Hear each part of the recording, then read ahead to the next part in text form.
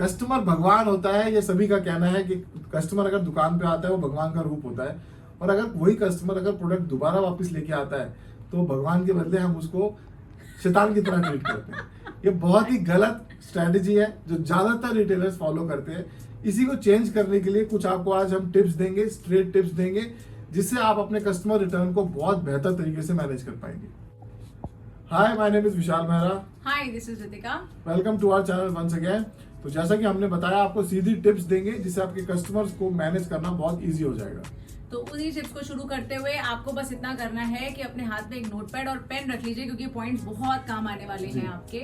और उसमें सबसे पहला पॉइंट आपका ये आ जाता है कि clearly mention your return and exchange policy.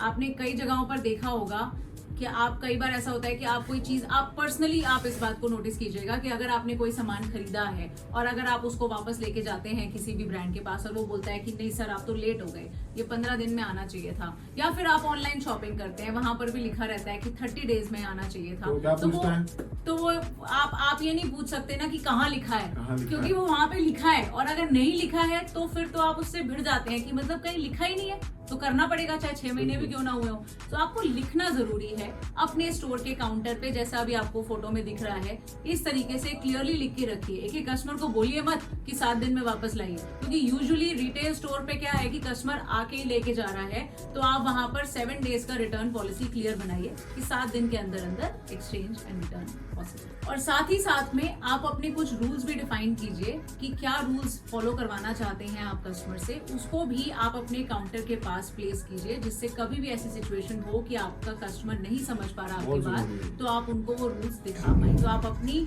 दुकान के हिसाब से, अपने प्रोडक्ट के हिसाब से वो रूल्स डिजाइन कर सकते हैं। अगर आपको हमारी हेल्प चाहिए तो आपको पता है आपको क्या करना है, आपको सिर्फ कॉल करना है। सेकेंड पॉइंट है जो वॉश केयर इंस्ट्रक्शंस है वो बहुत ही ज्यादा जरूरी है। आपके कस्टमर्स को इसको इन्फॉर्म करना, इसको बताना कि किस तरह से इस प्रोडक्ट को वॉश किया जाए। जैसे मैं आपको एग्जांपल दिखाता हूँ, हमारे सामने ये टी शर्ट है। इस टी शर्ट को अगर हम ब्रश से रब कर देंगे, इसके ऊपर हम मटेरियल यूज किया गया रबर मटेरियल है, इसको ब्रश से अगर रब करेंगे और बहुत ही अलग खराब तरीके से इसको वॉश कर देंगे तो डेफिनेटली इसके चांसेस है कि ये खराब हो जाए। तो इसको कैसे वॉश किया जाए, इसकी इंस्ट्रक्शंस हम इसमें देते हैं, या कोई और भी गारमेंट होता है उसमें दिखती है कि क्या इंस्ट्रक्शंस हैं इसकी। मैं पढ़ के भी बताता हूँ। मशीन वॉश होना चाहिए, सेम कलर के साथ इसको वॉश करना है, इसके साथ ब्लैक कलर, जो हो सकता है कोई और कपड़ा कलर ब्लीड कर रहा हो उसके साथ आपने इसको वॉश कर दिया तो ये भी कलर इस पर चढ़ सकता है। लाइन ड्राई करना है, टम्बल ड्राई करना है, यानी कि इसको आपको आयरन भी करना है तो इसको उल्टा आयरन करना है। और do not iron directly on this. ऐसी छोटी छोटी गलतियां कस्टमर कर देता है। और एक ये भी छोटी सी चीज है कि इसको आप सनलाइट में डायरेक्ट एक्सपोज कर देंगे तो बहुत चांसेस होते हैं कि उसका कलर चला जाए। छोटी छोटी टिप्स है कस्टमर को, और कस्टमर के प्रोडक्ट जो वो परचेज कर रहा है उसको देखते हुए इस इंस्ट्रक्शंस को आप कस्टमर को यूज टू करके बताइए। और फिर उसके बाद आपका कस्टमर इसको लेकर आता है कि बोलता है कि सर एक ही वॉश किया था और देखो ये हाल हो गया, तो मतलब आपको ये ध्यान देना पड़ेगा कि उस कस्टमर ने वॉश किस तरीके से किया। एंड पॉइंट नंबर 3 है साइजिंग चेक। आप सभी के रिटेल स्टोर्स में, गारमेंट स्टोर्स में ट्रायल रूम तो आप बनाते ही हैं, सो प्लीज मेक श्योर कीजिए कि हर एक गारमेंट जो आप बेच रहे हैं वो आपका कस्टमर ट्राई करके ही खरीदे। डेफिनेटली आपने मेंशन किया है कि आप वापस ले लेंगे, एक्सचेंज कर लेंगे, दैट्स सेकेंडरी, बट अगर पहली बार में ही हम श्योर हो जाएं कि हाँ हम परफेक्ट फिटिंग का प्रोडक्ट ले रहे हैं तो वो सेकेंड टाइम की कंफ्यूजन वहीं खत्म हो जाती है। और हर प्रोडक्ट आपको भी पता है कि गारमेंट है, कपड़े में ऐसा होता है कि कोई कपड़ा कॉटन है, कोई कॉटन लाइक्रा है, किसी में लाइक्रा कम है, किसी में लाइक्रा ज्यादा है, कोई स्लिम फिट है, कोई रेगुलर फिट है, तो उसकी फिटिंग उसको पसंद आ रही है तो वो उसके लिए ऑप्ट कर रहा है, तो वहां पर ही आपके 80% आपका काम हो जाता है कि वो रिटर्न नहीं आए। जब फर्स्ट टाइम कस्टमर आपके पास आता है परचेज करने तो बहुत अच्छे से, बहुत एनर्जी से आप लोग उसको ट्रीट करते हैं, ये प्रोडक्ट दिखाते हैं, 50 तरह के प्रोडक्ट दिखाते हैं, और वही कस्टमर जब 10 में से 2 में से 1 प्रोडक्ट वापस लेके आता है तो हम अपने दूसरे सेल्स पर्सन को बोलते हैं कोनी मार्केट, भाई तुम जाके दिखाओ। उसको अच्छे से ट्रीट नहीं करते हैं, उसको स्माइलिंग नहीं देते हैं, बिल्कुल उसको अच्छे से ट्रीट करना बहुत ज़्यादा ज़रूरत है ताकि वो कस्टमर आपका रिपीट परचेज बनेगा। आप उसको एक बार दिखाइए, एक बार रिटर्न करके दे दीजिए जो भी आपकी पॉलिसीज है उसके अंडर।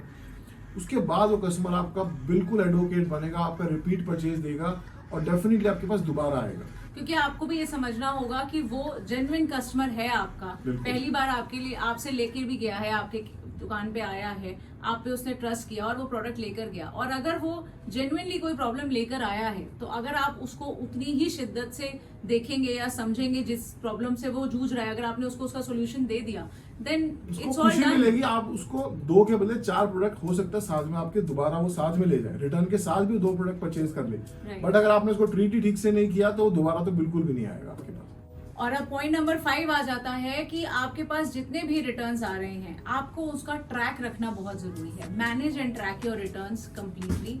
आप सभी लोग कोई ना कोई सॉफ्टवेयर यूज करते होंगे, अगर सॉफ्टवेयर यूज नहीं करते तो एक्सेल मेंटेन करते होंगे कि आपके पास क्या प्रोडक्ट आया, और अगर वो भी नहीं करते तो आपको ये तो पता ही होता है कि 1 महीने के अंदर मेरे पास ये 5 ऐसे प्रोडक्ट आए हैं जिसमें कुछ ना कुछ कंप्लेंट आई है। तो उनकी समरी जरूर क्रिएट कीजिए, and with in a period of 2 months 3 months ये देखिए कि आपके पास किस टाइप के प्रोडक्ट्स की ज्यादा कंप्लेंट आती है, और उसी तरीके से अपनी परचेज को प्लान कीजिए जिससे आपका वहां पे जो नुकसान हो रहा है वो बिल्कुल ना के बराबर हो, और आप वही प्रोडक्ट बेचें जिसमें आपको कंप्लेंट्स नहीं आती। अगर आप मैनेज करेंगे तो हो सकता है 1 या 2 ही प्रोडक्ट हो जो बार बार जाते हो, बार बार वापस आते हो, Right. बट आपको नॉलेज में नहीं हो। अगर आप इसका ट्रैक रखेंगे मंथली बेसिस पे तो आप जान पाएंगे कि क्या एक्चुअल प्रॉब्लम है। और ये वाला जो ट्रैकिंग का काम है, ये आप पर्सनली, जो रिटेलर्स मुझे सुन रहे हैं, ये आपको करना है, अपने एम्प्लॉइज से नहीं करवाना है, क्योंकि ये डायरेक्ट आपका नुकसान है।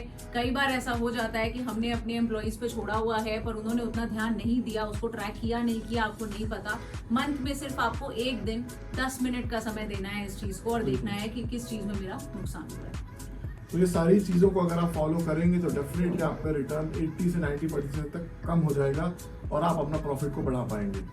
तो इस तरह की और अच्छी वीडियोस को देखने के लिए हमारे चैनल को सब्सक्राइब कर दीजिए और इस वीडियो को लाइक शेयर एंड कमेंट जरूर कीजिए। Thank you.